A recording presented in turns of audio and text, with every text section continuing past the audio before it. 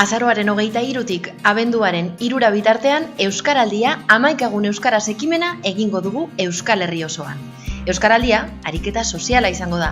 Euskararen erabilera areagotzeko, inertziak astintzeko eta herritarron eguneroko harremanetan hizkuntza ohiturak aldatzeko ariketa sozial eta kolektiboa. Baina zein izango da ariketa? Hasi aurretik galdera batzuk egingo dizkizut. Zure ingurukoekin zein hizkuntzatan aritzen zara? Senide, lagun, lankide eta herrikideekin zein da erabiltzen duzun hizkuntza? Badakizu zure inguruan zenbat lagunek ulertzen duten euskara? Uste duzuna baino jende gehiagorekin egin dezakezu euskaraz. Noiz egingo da Euskaraldia? Azaroaren 23tik abenduaren 3ra 11 egunez euskaraz egingo dugu. Non egingo da Euskaraldia? Euskaraldia Euskal Herri osoan egingo da. Eta parte hartzaile bakoitzak bere eguneroko bizitzako eremu guztietan 11 egunez euskaraz egiteko aukera izango du. Etxean, lanean, eskolan, kalean, lagun artean, aisialdian. Euskaraldian parte hartzeko 2 baldintza bete behar ditugu. 16 urte baino gehiago izatea, euskara ulertzeko gai izatea. Nortzuk izango dira ariketaren protagonistak?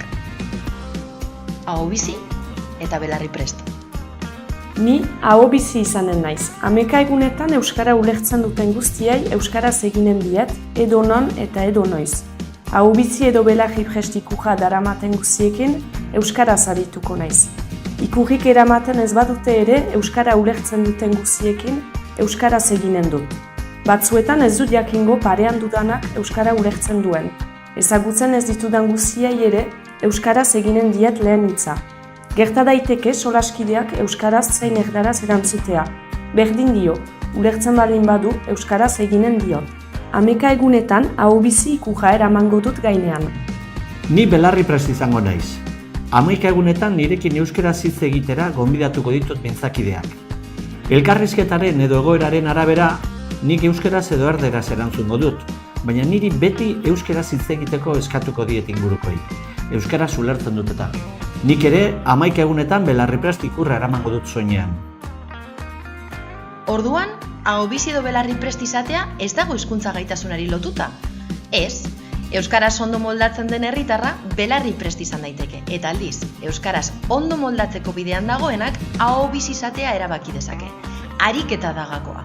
11 egunez ulertzen duten guztiei euskaraz egiteko prest eta gogoz altzaude? Hala bada, ahobizi izan zaitezke. Horretarako zailtasunak aurre ikusten dituzu eta askorekin euskaraz egin arren beste batzuekin erdaraz jarraituko duzu? Orduan, belarri prest izan zaitezke eta ahobizi direnei babesa emango diezu. 2 rolak dira garrantzitsuak eta beharrezkoak, zeuk erabaki.